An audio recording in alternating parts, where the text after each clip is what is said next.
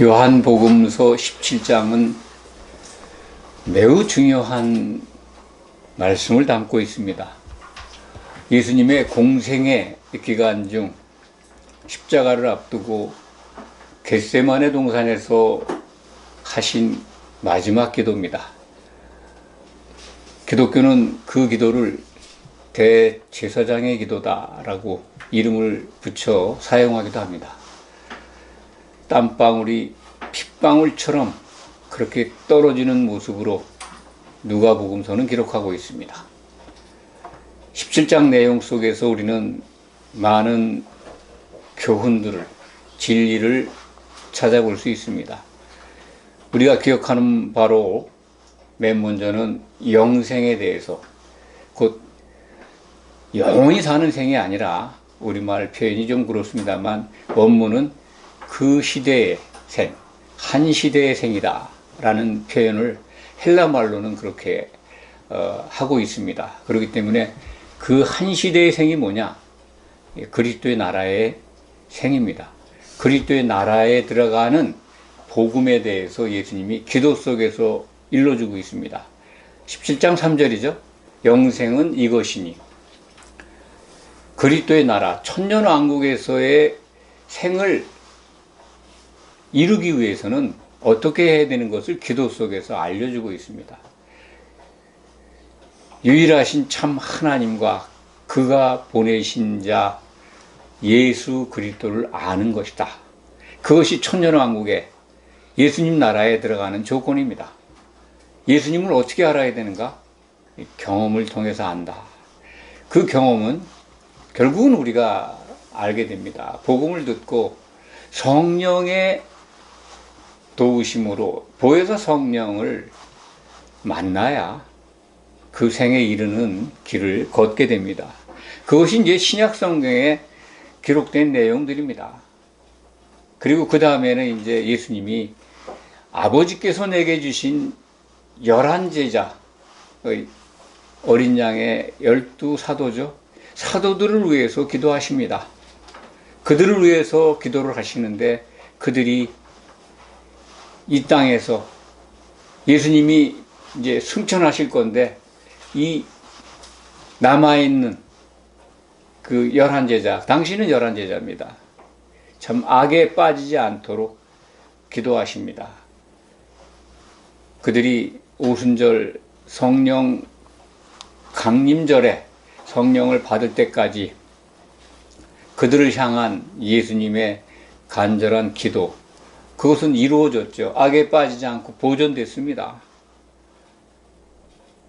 40일 동안은 예수님과 동행했고 열흘 기간 동안 이제 사도들만 남아 있었는데 열흘이 지난 다음에 열흘 동안은 그들이 이제 성령 받기 전인데 예루살렘 성전 앞에 모여가지고 그 예수님께서 약속하신 성령이 내릴 때까지 기도했다 하는 것이 사도행전 기록에 있습니다. 그리고 이제 우리에게 가장 기쁜 소식이 뭡니까? 이 사도들만 위해서 기도하는 게 아니라 예수님은 이들의 말을 듣고 나를 믿게 될 자들, 나를 향해 나올 자들을 위해서 기도하셨습니다. 그 부분이 이제 지금 이 시대에 사도들의 말을 듣고 교회의 부름을 받은 성도들입니다. 하나님의 은혜로 사도들의 말을 듣게 됐고 영이 살아났습니다. 그래서 교회의 지체가 됐습니다. 이제 교회의 지체로 된 것이 구원의 완성이 아니라 성경의 말씀을 보니까 성령에 잠기는 성령 세례 속에 있어야 하는 그 세례를 끝까지 지켜야 되는 그런 구원의 비밀이죠. 우리가 구원받는 것, 온전한 구원에 이르는 것은 그저 예수만 믿으면 구원받는 것이 아니라 사도들의 말을 주목해서 보니까 그것이 아니다. 성령 세례 속에 있어야 된다. 예수님 오실 때까지 그것이 유지되어야 됩니다. 성령은 한 번 받으면 영원히 우리와 함께하는 것이 아니라 소멸해 간다고 하는 것을 또 사도들의 글을 통해서 신약 성경을 통해서 알 수가 있습니다. 그렇기 때문에 성령이 우리에게 임했을 때 그것이 메마르지 않도록 지켜야 될 이 성도들의 사명이 의무가 주어져 있는 겁니다. 그것이 이루어지지 못하도록 성도가 성령 세례 속에 잠겨 있지 못하도록 회방하는 무리가 교회에 지금 임해 있습니다. 그것을 우리는 하나님을 대적하는 세상의 신이라고 악이라고 부릅니다. 오늘 말씀 보면 예수님의 그 기도 속에서 가장 핵심적인 게 뭡니까? 사도들을 하나 되게 해달라고 간구하셨고, 그 사도들이 하나 된 그 위에 성도들이, 사도들의 말을 듣고 부름을 받은 성도들이 하나 되기를 기도하신 대목입니다. 그것이 너무나 정말 감동적이고 은혜로운 기도의 말씀입니다. 우리가 하나 되게 해달라고 기도하신 의도를, 예수님의 그 기도의 목적을 안다면 오늘날 교회에 모인 성도들의 믿음의 태도가, 기독교 문화가 이렇게 추락해 있지 않을 겁니다. 왜 예수님이 마지막 기도에서 그렇게 간절하게 기도하셨을까? 하나 되게 해달라고 기도하셨을까? 21절을 한번 보겠습니다. 아버지여, 아버지께서 내 안에, 내가 아버지 안에 있는 것 같이 그들도 다 하나가 되어 우리 안에 있게 하사 세상으로 아버지께서 나를 보내신 것을 믿게 하옵소서.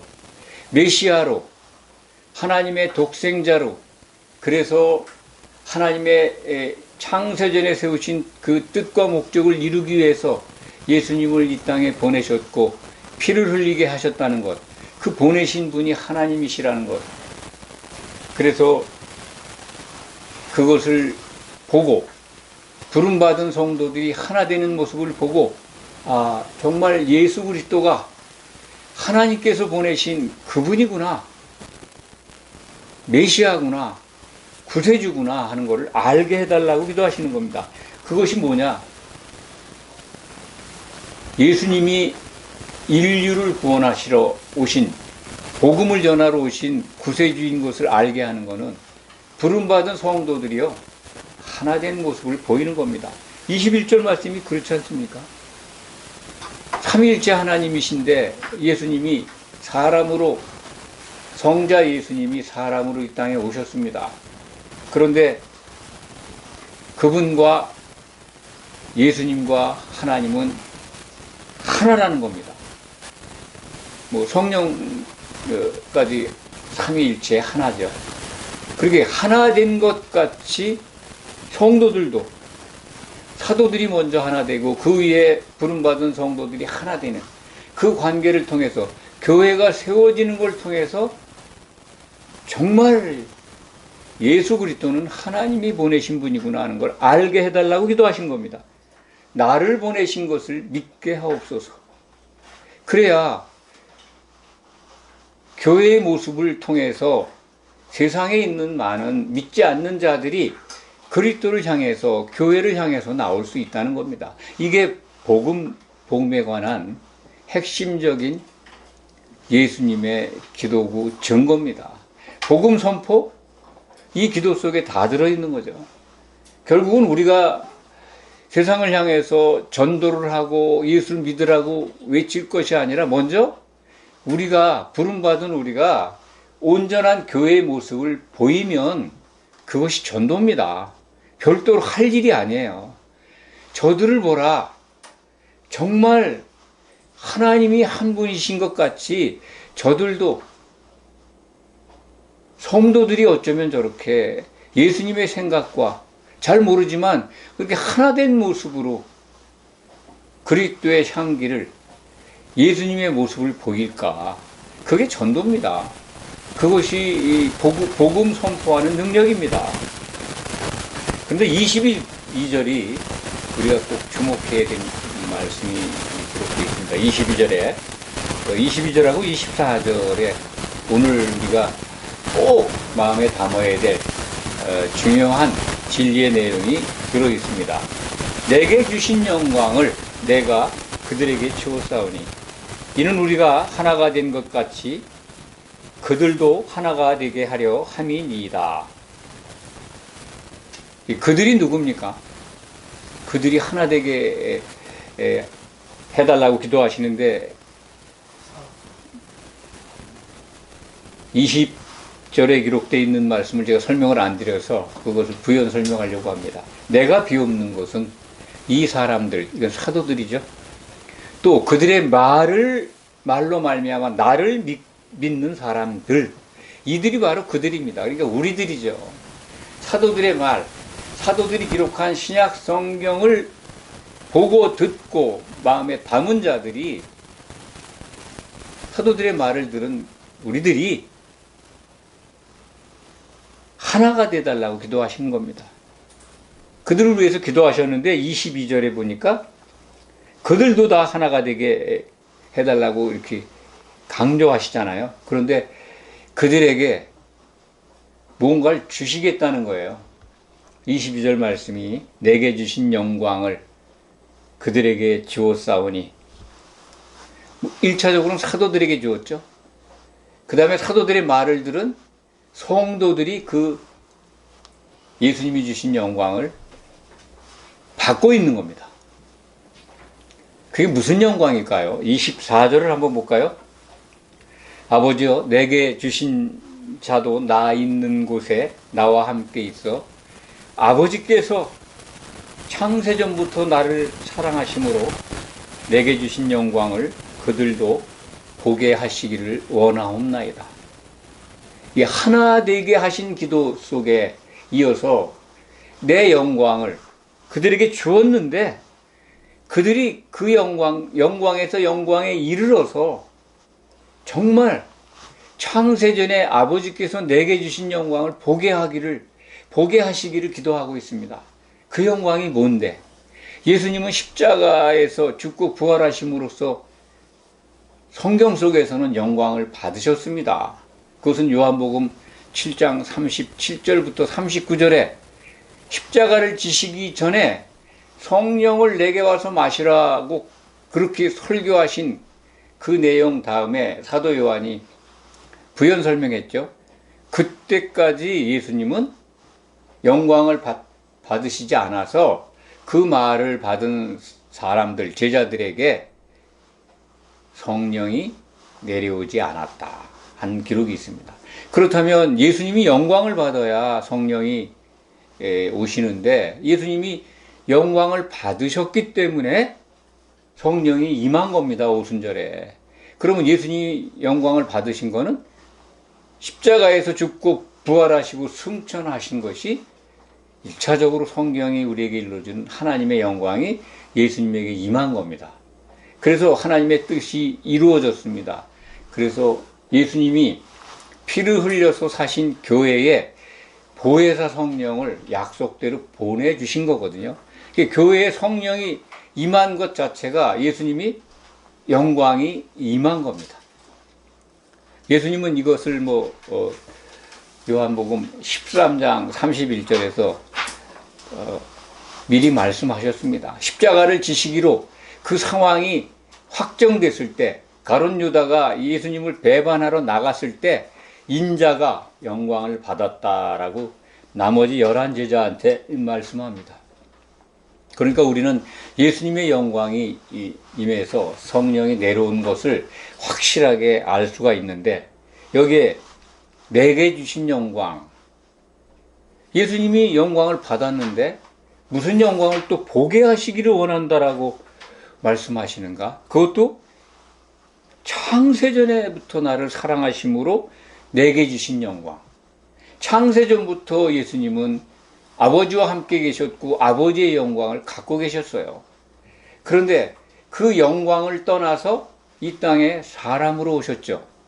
하나님의 영광을 다 내려놓고 사람으로 오셔서 피를 흘리고 하나님의 목적인 교회를 사셨습니다. 그리고 보혜사 성령을 보내주셨습니다. 그 일은 지금 이루어지고 있는데 예수님의 무슨 영광이 남아있을까? 무엇을 이 성도들이 보게 해달라고 기도하셨을까? 궁금하지 않아요? 사실 이 부분이 저는 굉장히 신앙생활 초기에 궁금했었습니다. 하나 되게 해달라고 기도하신 내용도 충격적이었고 그것이 너무나 감동스러웠고, 두 번째는 사도들의 말을 듣고 신약 성경을 듣고 예수를 믿게 된 나, 2000년 후에, 이 성경이 기록된 후에 2000년 후에 내가 예수 그리스도를 믿게 됐는데, 아, 나를 위해서도 기도를 하셨구나. 저는 그때만 해도 교회적인 복음을 이해하지 못하고 개인 구원에 관한, 나 자신에 관한 신앙에 갇혀 있을 때입니다. 그러니까 나를 향해, 나를 위해서 기도하신 예수님, 참으로 그것이 감동적이었습니다. 그래서 눈물이 이 요한계시록 17장을 읽을 적마다 눈물이 확 나도 모르게 흘러 넘쳤어요. 그런 다음에 의아하게 생각했던 거는 어떻게 하나 되는 것인가? 하나 되는 과정에 대해 굉장히 궁금했었고, 또 한 가지는 지금 우리가 살펴보고 있는 예수님의 영광을 이미 우리가 만나고 있는데 뭘 보게 하시기를 원한다고 하셨을까? 우리 기독교가 가리키는 예수 믿으면 복 받는다고 하는, 복을 주시라고 하는 기도는 없고, 저는 그걸 기대했습니다. 예수님의 마지막 기도라면 사도들에게 무슨 큰 교회를 세워 주시거나 필요한 전도에 필요한 돈을 이렇게 챙겨 주시거나, 아니면 전도에 참 탁월한 어떤 기법을 알려 주시거나, 그걸 구하시지 않고, 아니 또 성도들, 예수님을 믿게 된 성도들을 위해서 만사형통을 내려주십시오 하고 기도한 게 아니라, 창세전부터 내게 주신 영광을 그들로 하여금 보게 하시게 해달라고 기도하셨을까? 그게 뭔데? 그래서 상당 부분 이 부분은 제가 무지해서 간과하고 있었습니다. 굉장히 오랜 기간 동안 그렇습니다. 그런데 얼마 전에 이 말씀이 이제 확연하게 이렇게 깨달아졌습니다. 사실 얼마 전까지만 해도 몰랐습니다. 연결이 안 됐어요. 이 연결의 실마니가 계시록 2장 25절 26절입니다. 두아디라 교회에 주신 말씀 가운데, 이기는 자 곧 내 일들을 끝까지 주목해서 보는 자, 그것이 이기는 자라는 거예요. 이기는 자의 정의가 요한계시록 2장 26절에 기록되어 있습니다. 이기는 자, 우리말 번역은 이기는 자와 이렇게 되어 있는데, 와, and가 아닙니다, 영어로. 이기는 자 곧 내일 예수 그리스도의 일들을 끝까지 주목해서 지켜보는 자예요. 보는 자예요. 지키는 자가 아닙니다. 헬라어 원문으로 보면 보는 자예요. 예수님의 일들 가운데 맨 마지막 일이 뭘까? 그것만 알면 되는 겁니다. 그걸 보는 거예요. 그걸 보는 자가 정말 최고의 복을 받는 자입니다. 그런데 그것을 보게 해달라고 예수님이 기도하신 대목이 요한복음 17장 24절입니다. 22절 보면, 내게 주신 영광을 내가 그들에게 주었습니다. 주었사오니 이는 우리가 하나 된 것 같이 그들도 하나가 되게 하려 함이니이다. 이 영광이 뭘까요? 하나님의 아들의 영광이지 않습니까? 아들. 그러니까 우리는 아들이 되는 과정에 있습니다. 하나가 되어야 돼요. 24절에는 그 하나 된 자들이 최종적으로 예수님께 나타난 최고의 영광을 보게 해달라는 겁니다. 그러니까 이기는 자가 돼야 예수님의 최종적인 최고의 영광, 으뜸과는 영광, 성도라면 꼭 보아야 되는 영광입니다. 그 영광이 뭘까요? 이기는 자가 되면 보게 되는 겁니다. 그것을 겟세마네 동산에서 하셨다는 거예요. 또 그 내용을 요한계시록은 우리에게 친절하게 알려주고 있는데, 사도들의 말을 대충 보면은 이걸 발견할 수가 없구나 하는 걸 또 제가 이번에 절감하게 됐습니다. 사실은 다른 말씀을 준비하다가 하루 전에 이렇게 오늘 증거하는 말씀으로 바꿔줬어요. 그래서 매우 바쁜 시간 속에서 짧은 기간 동안에 오늘 말씀을 준비했었습니다. 이기는 자, 잘 기억하시기 바랍니다. 이기는 자가 누구냐? 예수님의 일들을 끝까지 주목해서 보는 자입니다. 그 주목해서 보려면은 예수님 오신 다음에 그리스도의 심판대에서 칭찬받고 혼인 만찬에 들어가야 돼요. 예복 입고. 그 들어간 자들이 예복이라는 거 하는 건 그리스도를 옷 입는 건데요. 거듭난 우리들은요, 그리스도의 속옷을 입는 겁니다. 그리고 겉옷은 요한복음 19장 7절에 가면 나타납니다. 한 아내가 빛나고 깨끗한 세마포 옷을 입고 등장을 합니다. 많은 성도들이 한 세마포 옷을 입는 것, 그게 그리스도의 최종적인 신부의 모습, 신부의 옷입니다. 우리는 지금 이제 그리스도의 속옷, 그 세마포 옷을 입기 위해서 신 세마포 옷 입기 전에 각자는 속옷을 입고 있는 거죠. 덧입기를 기다리는 거죠. 덧입는 자들이 이기는 자입니다. 그래서 혼인 만찬에 청함을 받은 자들이 복이 있다고, 최고의 복이 있다고 그러는데, 그 최고의 복이라는 게 예수님의 최종 모습, 최고의 영광의 모습, 그걸 보는 거죠. 혼인 만찬에 들어가서 그리스도의 신부로 등장하는 것, 그래서 나타난 신랑의 최고의 영광의 모습을 보는 것, 그것을 위해서 요한복음 17장은 겟세마네 동산의 기도를 통해서 우리에게 보여주고 있습니다. 요한복음 17장 24절을 한번 더 읽어드리겠습니다. 아버지여, 내게 주신 자도 나 있는 곳에 나와 함께 있어 아버지께서 창세전부터 나를 사랑하심으로 내게 주신 영광을 그들도 보게 하시기를 원하옵나이다. 이제는 이 문장이 아마 확연하게 이렇게 들어올 겁니다. 이해하게 되셨을 겁니다. 내게 주신 영광, 예수님이 창세전부터 하나님과 함께 계신 하나님의 영광을 갖고 계셨는데, 그 중에 신랑으로서 장가가는 모습으로서 성자 예수님이 받을 영광, 하나님의 영광이죠. 그거를 택한 자들이 보게 해달라고 기도하신 겁니다. 우리 그거 꼭 봐야 되지 않겠습니까? 그게 신앙의 목표 아닙니까? 엉뚱한 곳에 빠져가지고 이 땅의 복을, 육신적인 것들, 탐욕적인 것들, 그런 것들을 점점 이제는 줄여나가면서 오직 예수님이 다시 오실 때 칭찬받아서 이렇게 예수님의 마지막 일정에 참여해서 결혼식장에 들어가서 신부가 돼야죠. 예수님은 그 결혼식장에서 하나님 아버지를 찬송하시겠다고 약속을 하셨어요. 그것이 이루어지는 게 계시록 19장입니다. 어린 양의 혼인 잔치죠. 혼인 만찬. 할렐루야! 너희는 하나님을 높이고 자랑하고 칭송해라, 찬양하라.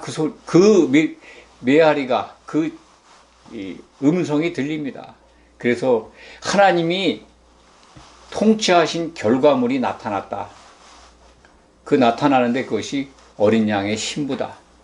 그 어린 양의 신부로 청함을 받은 자들은 최고의 복이 있다고 기록된 말씀이 요한계시록 19장 6절 이하 9절까지 말씀입니다. 거기에 주인공이 되셔야 합니다. 예수님이 그것을 위해서 기도하셨습니다. 제발 저들로 하여금 택한 부름받은 성도들이 우리 안에서 승리해서 예수 그리스도의 최고의 영광의 모습을 보게 하시기를 기도하신 예수님, 그 뜻을 쫓아서 우리가 신앙생활을 해야 합니다. 아멘. 기도하겠습니다.